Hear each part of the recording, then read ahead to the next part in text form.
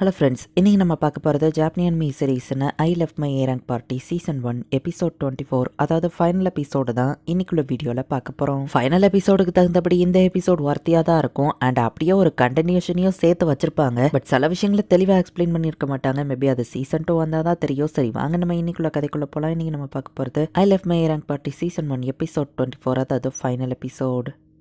இந்த டஞ்சனுக்குள்ளெல்லாம் இவங்க என்ட்ராகிறதுக்கு முன்னாடி காமிக்கிறாங்க. அபிஸ்கேட்குள்ளே யார் எந்த ஆர்டரில் என்ட்ராகணும் அப்படிங்கிறத ஃபஸ்ட்டே நம்ம ஹீரோவோ சாகாவோ பேசி வச்சிருக்காங்க. ஃபஸ்ட்டு நான் உள்ளே போகிறேன், ஏன்னா அந்த கதவை இன்னொரு பக்கத்தில் இருந்தால் மூட முடியும் அப்படின்னு சாகா சொல்லியிருப்பான். அதுக்கடுத்து நான் வரேன்னு சொல்லுமா, அப்போ அதுக்கும் அடுத்து நான் வரேன் ட்ரோன்னு சொல்கிறா.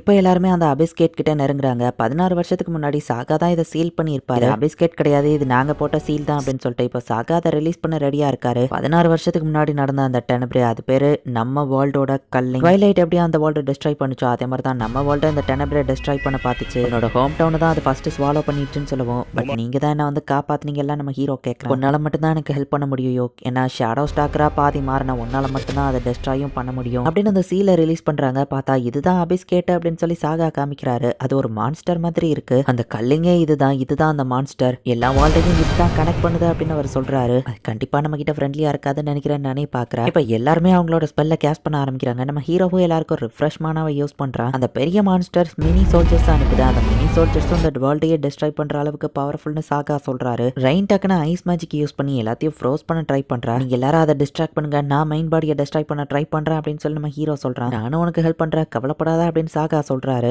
பட் ஃபர்ஸ்ட் அது கிட்ட நெருங்கிறதுக்கு இந்த மினி சோல்ஜர்ஸ் எல்லாத்தையும் அட்டாக் பண்ணணும். ஸோ அதுக்கு நம்ம ஹீரோவும் மற்றவங்களுக்கு ஹெல்ப் பண்றான். எல்லாம் நல்லா போயிட்டு இருக்கும்போது திடீர்னு பார்த்தா டக்குன்னு சில்க் வந்து நம்ம ஹீரோவை தள்ளி வைக்க மான்ஸ்டர் உன்னை இன்விசிபிளா அட்டாக் பண்ண பார்த்துச்சு. பெப்ளியான் மூலியமா நான் அதை தெரிஞ்சுக்கிட்டு உன்னை காப்பாத்திட்டேன் அப்படின்னு சில்க் சொல்றேன். பெப்ளியான் உங்களுக்கு தேங்க்ஸ் அப்படின்னு நம்ம ஹீரோ பார்க்குறான். ரெயின் டக்குன்னு வந்து சில்கை ஹீலிங் பண்ண ஆரம்பிக்கிறா. இது டார்க் மேஜிக்கால அட்டாக் பண்ணப்பட்டிருக்கு. பட் இருந்தாலும் என்னால ஹீலிங் பண்ண முடியும் அப்படின்னு ரெயின் சொல்றா. அந்த மான்ஸ்டரை நான் சும்மா விட மாட்டேன் அப்படின்னு நம்ம ஹீரோ டென்ஷன் ஆகிறான். நம்ம ஹீரோனோட பிரெஸ்மிக் மிசைலை யூஸ் பண்றதுக்கு கேஸ் பண்ண ரொம்பவே டைம் ஆகும். ரோன் அவளோட விஷ் பவரை யூஸ் பண்ணி டக்குன்னு ஷீல்டு மாதிரி யூஸ் பண்ணி இவங்க எல்லாரையும் ப்ரொடெக்ட் பண்றா. மரினா நானே அப்படின்னு சொல்லி மற்றவங்க எல்லாம் அந்த மினி சோல்ஜர்ஸ் கூட ஃபைட் பண்ணிட்டு இருக்காங்க. யோ நான் கூட இருக்கேன், கவலைப்படாத அப்படின்னு ரெயின் சொல்ல. மாஸ்டர் நம்ம ஹீரோவை தான் டார்கெட் பண்ணுது. விஷை யூஸ் பண்ணி ரோன் ப்ரொடெக்ட் பண்ணாலும் ஒரு கட்டத்துக்கு மேல அவளால விஷை யூஸ் பண்ண முடியல. டக்குன்னு சாகா வந்து லைட் ஷீல்டை யூஸ் பண்றான். அதையும் அதை டெஸ்ட்ராய் பண்ணி சாகாக இப்ப நிறைய அடிபட்டுருது. இப்ப நம்ம ஹீரோவங்க அவனோட ஸ்பெல்ல கேஸ்ட் பண்ணி முடிச்சான். பிரிஸ்மாட்டிக் மிசைல் அப்படின்னு சொல்லி அதை லான்ச் பண்ணுவோம். கிட்டத்தட்ட சைமனுக்கு நம்ம ஹீரோ பண்ண மாதிரியே தான் அதுவே ஆட்டோமேட்டிக்கா டெஸ்ட்ராய் ஆக ஆரம்பிச்சிருது. ஈவன் அது பாடிக்குள்ள இருந்து மினி சோல்ஜர்ஸ் வந்தாலும் அதுவுமே ஆட்டோமேட்டிக்கா டெஸ்ட்ராய் ஆகிற மாதிரி தான் நம்ம ஹீரோ அந்த ஸ்பெல்ல கிரியேட் பண்ணியிருக்கான். மான்ஸ்டர் டெஸ்ட்ராய் ஆகி இப்போ அது ஒரு நார்மல் கேட்டா மாறுது.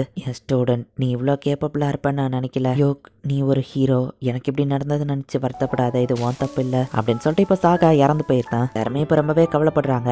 சாகா தான் ஆக்சுவலி அந்த அபிஸ்கேட்டை போட்டுறதா இருந்தது. யோ, உன்னோட சின்ன வயசு கனவு நிறைவேற போது, நீ அந்த அபிஸ்கேட் கிட்ட வந்துட்டு அப்படின்னு சொல்லி எல்லாரும் பாக்குறாங்க. இந்த அபிஸ்கேட் குள்ள போன infinitive number of other worlds இருக்கு. ஒரு வழியா நம்ம சாதிச்சிட்டோம், இதை க்ளோஸ் பண்ணா போதும்னு எல்லாரும் நம்ம ஹீரோ வந்து கட்டி பிடிக்கிறாங்க. ஓகே, என் அங்கிள் விட்டுட்டு போனதை இப்போ நான் தான் பார்க்கணும், நான் தான் அபிஸ்கேட்டை க்ளோஸ் பண்ணணும் நம்ம ஹீரோ சொல்றான். ஓ ஆமா, அப்பதான் வேர்ல்டு ஃபுல்லா அந்த டெனப்ராவை ஸ்டாப் பண்ண முடியலன்னு ரெயின் கேட்கவும், இல்ல அது இந்நேரம் ஆல்ரெடி ஸ்டாப் ஆயிருக்கும், வேர்ல்டு ஃபுல்லா எல்லாம் நார்மலா இருக்கும் நம்ம ஹீரோ சொல்றான். அப்படின்னா எல்லாமே சேஃப் தானான்னு கேட்கவும், இந்த டோரை நம்ம அதர் சைட்ல இருந்தா க்ளோஸ் பண்ண முடியும்னு சொல்லவும் எல்லாரும் ஷாக் ஆகுறாங்க. ஸ்க்ரோல் ஆஃப் எக்ஸிட்டை யூஸ் பண்ணி உங்க எல்லாத்தையும் நான் வெளியே அனுப்புறேன் நம்ம ஹீரோ சொல்றான். சாரி கைஸ், என் அங்கிள் இல்லைன்னா நான் தான் இதை பண்ணணும், ஆல்ரெடி டிசைட் பண்ணதுதான் அப்படின்னு நம்ம ஹீரோ சொல்றான். உன்னைய விட்டுட்டு நாங்க போக மாட்டோம், நாங்களும் உன் கூட வரோம்னு சொல்லவும், நீங்க எல்லாரும் வீட்டுக்கு போறீங்க, நான் மட்டும் தான் அபிஸ்கேட் குள்ள போறேன் அப்படின்னு நம்ம ஹீரோ சொல்றான். எல்லாருமே ஒன்னா போயிட்டு அதுக்கப்புறம் ஸ்க்ரோல் ஆஃப் எக்ஸிட்டை யூஸ் பண்ணலாம்னு சில்க் கேட்கறா. அது அப்படி ஒர்க் ஆகுமான்னு தெரியல, நான் அந்த ரிஸ்க் எடுக்க விரும்பல நம்ம ஹீரோ சொல்றான். இப்போதைக்கு இங்க இருந்து கிளம்பிட்டு ஏதாச்சும் பிளானை யோசிச்சுட்டு அப்புறம் வரலான்னு மரினா கேட்கறா. அந்த டார்க்னஸை நம்ம தோக்கடிச்சிட்டோம், இப்போதைக்கு தான் பிரச்சனை இல்லைன்னு கேட்கவும், இப்போ பிரச்சனை இல்லை, பட் ஃபியூச்சர்ல இதே மாதிரி பிரச்சனை கிரியேட் ஆனா அப்ப நம்மளால அந்த டெனப்ராவை தடுக்க முடியுமான்னு தெரியல.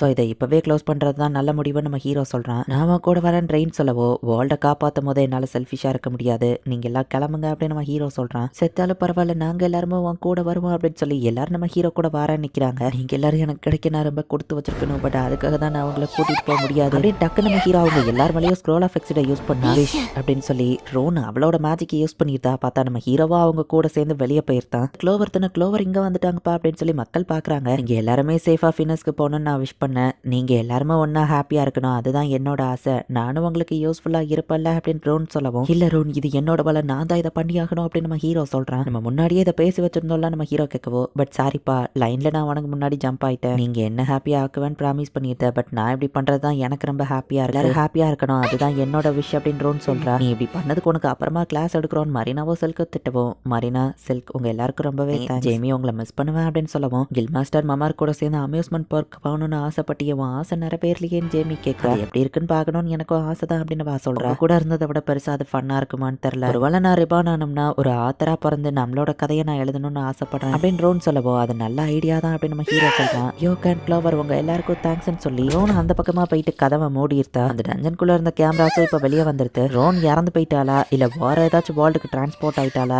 எதுவுமே உங்களுக்கு தெரியாது. நம்ம பாசிட்டிவா திங்க் பண்ணுவோம். ரோன் கடைசியா ஆளெல்லாம் ஸ்மைல் பண்ணிட்டே போனா அவளுக்காக வச்சு நம்ம ஹாப்பியா இருப்போம். அதுதான் அவளோட ஆசை. நம்ம ரெஸ்பெக்ட் பண்ணுவோம் அப்படின்னு சொல்லி ரெயின் சொல்றா. இப்ப கொஞ்ச நாள் கழிச்சு காமிக்கிறாங்க நம்ம ஹீரோவோட டீம் எங்கேயோ ஷிப்ல போய்கிட்டு இருக்காங்க. சில்க் நம்ம ஹீரோக்காக டீ கொண்டு வர. லைஃப்ல நடக்கிற சில விஷயங்களை இப்ப நம்ம ஹீரோ ஜர்னலா எழுதி வைக்க ஆரம்பிச்சிட்டான். அதுவும் கரெக்ட் தான். நிறைய விஷயம் நடந்துச்சுன்னு சில்க் சொல்றா. வேர்ல்ட காப்பாத்தின ஹீரோ நைட்னு சொல்லி நம்ம ஹீரோக்கு நிறைய டைட்டில் கொடுத்திருக்காங்க. அங்கிள் சாகாக்கோ ப்ராப்பர் பரியல நம்ம ஹீரோ பண்ணிட்டான். கிங் மாசுட்டோமாவோட ஹானர் கெஸ்டா போய் நம்ம ஹீரோ மீட் பண்ணிருக்கான். சில்க்குக்கோ இப்போ டஞ்சன் கவுண்ட் அப்படிங்கிற ஒரு பதவி கிடைச்சிருக்கு. நீ அந்த அளவுக்கு டேலண்டட் தான் சில்க். அதனால தான் உனக்கு அந்த பதவி கிடைச்சிருக்கு. அது போக உன் ஹோம் டவுனுக்கு பார்க்க கூட்டிட்டு போறதுக்கு எனக்கு ரொம்ப தேங்க்ஸ் பிரின்சஸ். நீ டார்க் எல்ஃபோட பிரின்ஸ்னு எனக்கு தெரியாம போச்சு. உன் கிராண்ட் ஃபாதர் என்ன கொல்ல வந்தான்னு கேட்கப்போ அது நடக்க வாய்ப்பு இருக்குன்னு சில்க் கலாய்க்கிறா. அப்படி நடக்க வாய்ப்பு இல்லைன்னு பெப்லியான் வந்து சொல்லிட்டு போகுது. என் ஹோம் டவுனை விட்டு ஓடி வந்துட்டா. திரும்ப போறது நர்வஸா இருக்குன்னு சொல்லவும் எதுவும் ஆகாத அண்ட் டீக்கு தேங்க்ஸ் பிரின்சஸ் அப்படின்னு நம்ம ஹீரோ கலாய்க்கிறான். ஸோ இப்போ சில்கோட ஹோம் டவுனுக்கு தான் இவங்க எல்லாருமே டிராவல் பண்ணி போய்கிட்டு இருக்காங்க.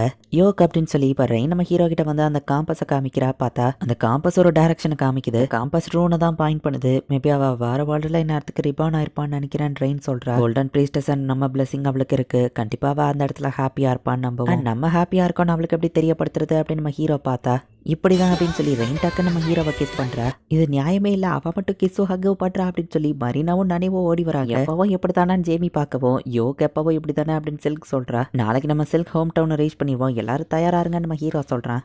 அந்த இடத்துல காமெடி பண்ணிட்டு எல்லாருமே ரொம்பவே ஜாலியாக இருக்காங்க. ஓகே க்ளோவர் எல்லாரும் ஜாலியாக நம்ம அட்வென்ச்சரிங்க என்ஜாய் பண்ணுவோம் அப்படின்னு சொல்லி நம்ம ஹீரோ சொல்கிறான். இந்த இடத்துலையும் இந்த எபிசோட் முடியுது.